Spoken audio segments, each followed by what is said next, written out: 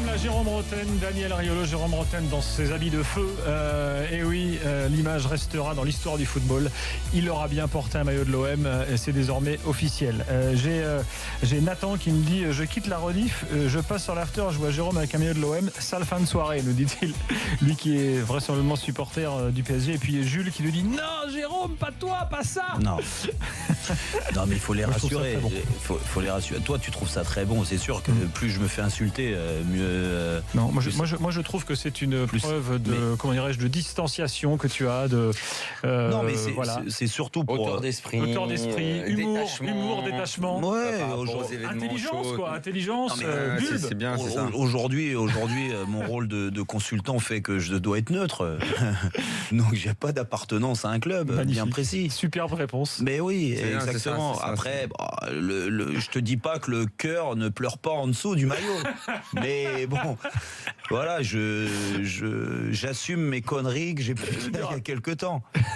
Maintenant, je réfléchirai à deux fois. Revenons à la Ligue des Champions et on va accueillir une petite doublette intéressante, plus qu'intéressante même, composée de Fred Hermel et David Lorto. Fredo, bonsoir. Je vais prendre 2 fois des moules parce que Daniel a perdu le pari qu'il a lancé hier soir. Oui, il aura gagné. Hola Ticos. Moi je te dis Daniel, moi je veux pas parler pour des matchs messieurs, salut à tous. Salut David. Salut David. Je veux pas parler pour des matchs de poule, moi, franchement, c'est trop simple. Oui, donc vous avez parié pour ceux qui ont raté l'after hier. Vous aviez parié sur l'issue du match. Tu sais que c'est le seul moment où justement je vais parier contre le Real parce que je me dis phase de poule, ils peuvent ne pas être prêts. Ben même là, je me suis planté. Tu vois, il faut jamais parier contre le Real. Et encore, je vais te dire, il y a un problème d'efficacité, vraiment. Ah oui. Parce que ce soir, ils doivent en marquer beaucoup plus. Donc, c'est encore un petit peu inquiétant. C'est-à-dire le ratio nombre de buts marqués par rapport aux buts et aux situations dangereuses est pas terrible ce soir pour le Real Madrid. Mais en fait, c'est une belle équipe. Alors attends, démarrons par bien. Dortmund, parce que est-ce qu'en Allemagne on considère que ce match était un énorme fiasco ou est-ce qu'on reconnaît, je sais pas, la puissance du Real? Qu'est-ce qu'on dit, David? La synthèse est faite par l'entraîneur, très simplement, Peter Bosz. Il a dit après le match, d'une phrase très, très courte, très simple, nous n'étions pas ce soir au niveau du Real Madrid. Ça, on peut le constater. Alors après, on peut dire, et c'était la vérité, il s'est présenté, l'entraîneur de Dortmund, avec un 4-3-3 vraiment offensif. Et tu t'aperçois que si tout le monde ne défend pas dans un système comme ça, c'est en tout cas ce qu'il a décrypté après le match, si tout le monde ne défend pas dans un système comme ça, tu prends les contres du Real, tu prends les courants d'air, tu encaisses 3 buts, tu aurais pu en prendre plus parce qu'effectivement, je suis d'accord avec Fred, ce soir, l'un des meilleurs joueurs de Dortmund, c'est le gardien Burki, le gardien suisse, qui a sauvé quelques situations, et Dortmund aurait pu en prendre davantage. Ils font vraiment le grand écart ce soir, Dortmund, parce qu'en championnat, c'est le meilleur début de leur histoire, en Ligue des Champions, c'est le pire début de leur histoire. Et ouais, tu peux être bon en championnat et prendre une tôle dans la foulée. On a vu avec Monaco, nous. Et juste un petit chiffre, puisqu'on était sur les chiffres hier soir dans l'after, Cristiano Ronaldo, 21 matchs contre des clubs de Bundesliga, 25 buts. Bah ouais. Ah oui. Et ce soir, il est pas très bon. Le bourreau de l'Allemagne. Non, mais qu'est-ce que ça. Bon, non, c'est vrai. Qu'est-ce que ça joue bien le Real comme ça, bien concerné. C'est moi solide. Ah bah c'est la meilleure équipe d'Europe. Non, mais faut pas. mais franchement, j'adore un Ronaldo un peu plus axe avec Isco. Est-ce que ça va pas un peu plus vite sans Benzema? Mais faut demander à Fred, ça va vite quand même. Bale à ce niveau-là. Mais putain. Je sais pas, moi si tu veux des contres magnifiques lancés par Benzema, oui, c'est pas grave. Non, Bale très bien. Commençons par vraiment la vraie bonne nouvelle pour le Real, c'est Bale. Parce que Bale, ce soir, il fait un match superbe. Il fait un match superbe, ça a volé son premier but. Ça me fait du bien de t'entendre dire qu'il est excellent, Gareth Bale. Bah oui, enfin moi j'ai été au début, il avait du mal, mais enfin l'an dernier beaucoup de gens le critiquaient. Il a été le meilleur avant sa blessure, c'était le meilleur du Real Madrid.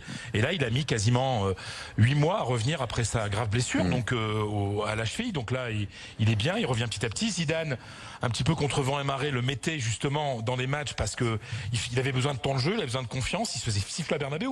Il y a 3 semaines il se faisait siffler à Bernabéu, donc il a beaucoup de caractère. Et là vraiment très très bon match. Cristiano est pas encore au top. Et en plus il était hyper nerveux. Après, une fois qu'il a marqué son premier but, ça allait.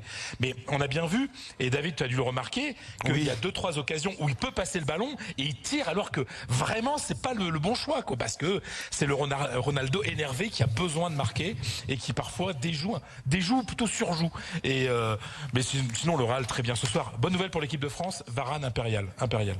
Il était très bon. Non, mais c'est vrai que. Il a sauvé une situation à un moment, il a sauvé un but sur la ligne. Sur la ligne. Non, mais les trois à ce niveau-là. Alors, tu disais que Ronaldo, peut-être un petit peu, il se précipitait, un petit peu énervé pour essayer de marquer. Une fois qu'il a marqué, ça allait mieux. Mais franchement, les trois à ce niveau-là, Isco, Ronaldo et Bale. Ouais, tu penses que c'est la meilleure triplette à l'heure actuelle pour le Real? Franchement, mais ça va à 2000. C'est ce qu'il y a de mieux, ouais. Ça va à 2000. C'est le meilleur trio offensif en ce moment, non? Je sais pas, le Real, tu sais, il y a toutes les possibilités parce que Zidane fait tourner, donc voilà, Casemiro encore impérial et surtout Modric. Mais Modric, il a fait ce qu'il voulait avec le ballon, quoi. Mais alors quand même, et franchement, le Borussia, c'était bien quand même. C'est une très bonne équipe. C'est le leader de la Bundesliga, mon petit David. Là, alors justement, il y a encore un mais paradoxe, la messieurs, Liga parce est que vraiment au-dessus. C'est là qu'on voit. Je crois que c'était la semaine dernière que Dieu a dit les équipes. Dieu Zidane, les équipes, les matchs de Liga sont plus difficiles que certains matchs en Ligue des Champions. Et Dieu a comme d'habitude raison. Ce soir, paradoxe, ce qui est vrai, c'est que Fred, simplement un éclairage. David en premier, s'il vous plaît. David, vas-y. Un autre éclairage. Le Borussia Dortmund actuellement, sur les 18 équipes de Bundesliga, c'est le club qui a le meilleur taux de concrétisation de ses actions. C'est nouveau à Dortmund parce que les temps précédents c'était catastrophique à ce niveau-là, et là en Ligue des Champions ils sont retombés dans ce travers. Fred disait tout à l'heure que le Real n'a pas concrétisé toutes ses occasions, je suis d'accord, mais côté Dortmund c'est vrai aussi. Aubameyang c'est bien beau, il a marqué un joli but, mais il y a aussi quelques 3-4 situations très chaudes qui auraient été concrétisées. C'est ça la Ligue des Champions aussi, c'est la capacité à marquer de façon froide et d'avoir la réussite face au but que Dortmund n'a absolument pas ce soir aussi. Le Real, c'est terrible à dire, a plus souffert ce week-end à Alaves, alors qu'ils jouaient le titre, parce que s'ils n'avaient pas gagné, ils avaient 9 voire 10 points de retard sur le Barça. C'était leur match le plus important de la semaine. Oui, en plus c'est vrai, quoi. Et donc, à Vitoria contre Alaves, pour être plus précis. Mais en fait, par rapport à ce que dit Daniel, c'est pas le cas que tous les matchs d'Europe sont plus faciles que les matchs de Liga. Mais simplement, le niveau général de la Liga tous les week-ends, le niveau d'exigence, même quand tu joues chez un promu, fait que la marche par rapport à la Ligue des Champions 3 jours après, elle n'est pas énorme. Il n'y a pas une grosse différence en fait. Au niveau de l'intensité, au niveau de l'exigence, au niveau du besoin de concentration. Ce qui fait que pour le Real, tu te dis pas oh là là putain d'un coup c'est dur par rapport au match que j'ai eu le week-end dernier. Non, on est toujours dans du très très haut niveau. Mais voilà, après physiquement ça commence le travail fait avec Pintus au début de la saison, enfin pendant l'intersaison.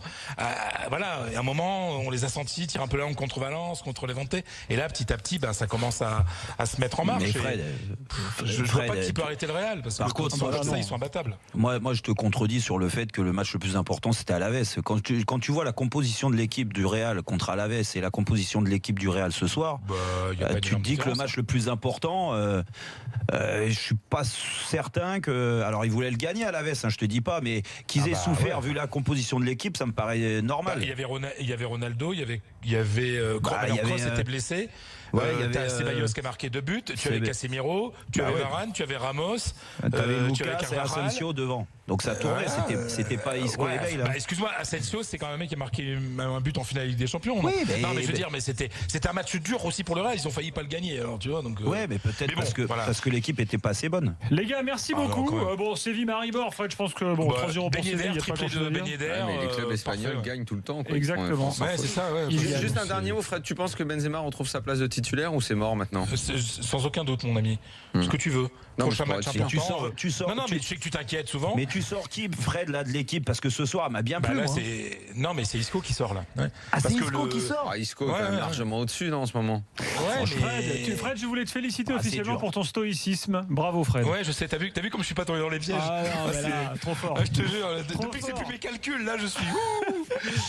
Mais n'empêche qu'il va les payer ces moules. Une sérénité. Je t'annonce, dès qu'il raccroche, il est allongé par terre. Non, zen. Il va faire un peu de yoga. T'as quand même passé sous silence les moments où Zidane a été sur la sellette là, il y a 2 semaines. Dans la presse en Espagne, on disait qu'il allait se faire virer. Il me dit Fred, soutiens-moi, c'est dans l'after. J'ai besoin de tourner le cheveu, t'inquiète. Mais franchement, non. Sur Benzema, il était à 2 doigts de craquer. Je te jure, à un moment, il a été au bord de la rupture, Fred. Il a été aux 2 doigts de la rupture. Jamais, je le connais. Il est en sueur. Il tient, mais en sueur. Blague à part, je peux te dire qu'il y a eu un ouf de soulagement de Zidane à la fin du match avec cette victoire. Ouais, parce qu'il était je l'ai senti soulagé. Merci Fredo, merci David. Il était soulagé, Fred, quand même, non? Précision. précision très Quand rapide. il gagne, il est Gilbert. toujours soulagé. Vas-y David, rapidos. Ça n'est pas terminé dans ce groupe. Il y a 2 équipes à 6, 2 équipes à 0. Mais Dortmund n'a pas rencontré la poêle encore. Donc ça n'est pas terminé. Tu peux glisser ça, Philippe. Très bien. Ouais. Il est là, Philippe Auclair, il nous rejoint. Salut Philippe. Salut Gilbert, salut à tous. Salut Philippe. Bonjour Jérôme et Daniel. Oui, Borussia Dortmund qui s'était fait battre 3-1, on le rappelle, à Wembley. Enfin bon, oui. c'est pas grave. City donne une petite leçon au Shakhtar. Ouais, ce soir. ça a été un petit peu compliqué en première période. Deuxième mi-temps, par contre, de très bonne qualité, avec un nouveau but de Raheem Sterling. C'est marrant, on en parlait dans l'after hier. Je vous disais du boulot que Guardiola avait fait sur Sterling. Ben voilà, Sterling rentre, il marque. 6e but en 8 matchs de compétition confondue. Du très bon boulot, 6 points, 6 buts marqués, 0 concédé. Bon, Manchester City, c'était un match compliqué. Shakhtar a vraiment fait très belle impression en première période. Mais City a changé 2-3 petits trucs à la mi-temps et finalement, ils ont fait comme d'habitude, ils ont gagné. Mais je te dirais que c'est peut-être pas ça la nouvelle la plus importante. C'est pour ce qui concerne City, c'est peut-être pas la victoire contre le Shakhtar. C'est plutôt ce qu'a dit Pep Guardiola en conférence de presse sur Benjamin Mendy.